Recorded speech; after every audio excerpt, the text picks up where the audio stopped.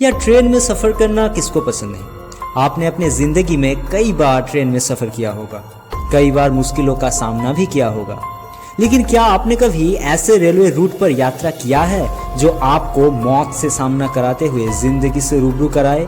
जी हाँ, दुनिया में ऐसे कई खतरनाक रेलवे ट्रैक है जिन पर सफ़र करने के दौरान यात्रियों के सांसें अटक जाती हैं। तो चलिए बात करते हैं ऐसी ही 8 खतरनाक रेलवे ट्रैक के बारे में। Number 1, the death railway, Thailand. Thailand की राजधानी बैंकॉक से रंगून को जोड़ने वाले इस रेलवे ट्रैक की निर्माण 1943 में किया गया था।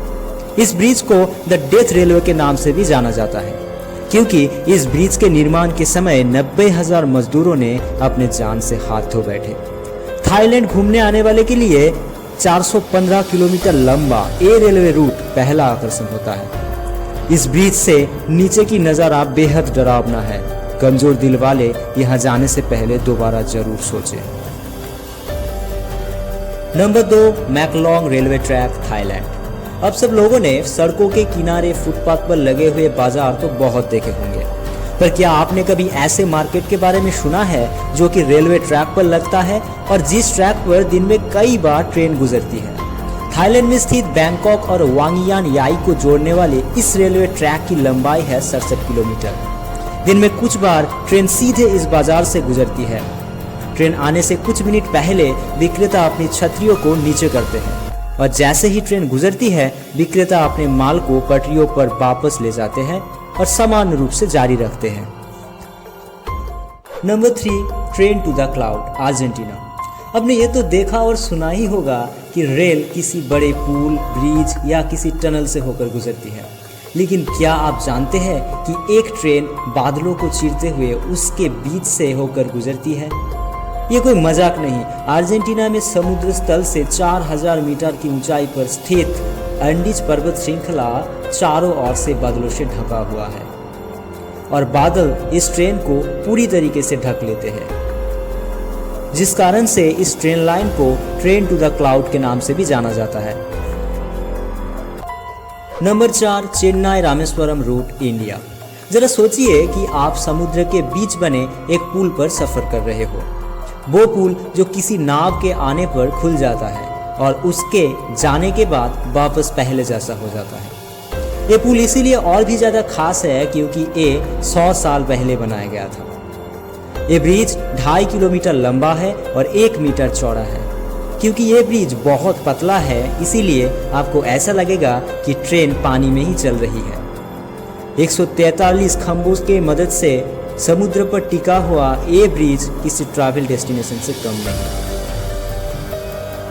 Number 5, Landwasser viaduct, Switzerland. Architecture की अनोखी मिसाल कहे जाने वाली स्विट्जरलैंड का लैंडवासर वायडक्ट रेलवे ब्रिज खूबसूरत होने के साथ साथ बहुत डरावना है। 65 किलोमीटर लंबा इस ट्रैक का सफर किसी एडवेंचर से कम नहीं। इसके एक तरफ गहरी खाई है तो दूसरी तरफ लंबी सुरंग।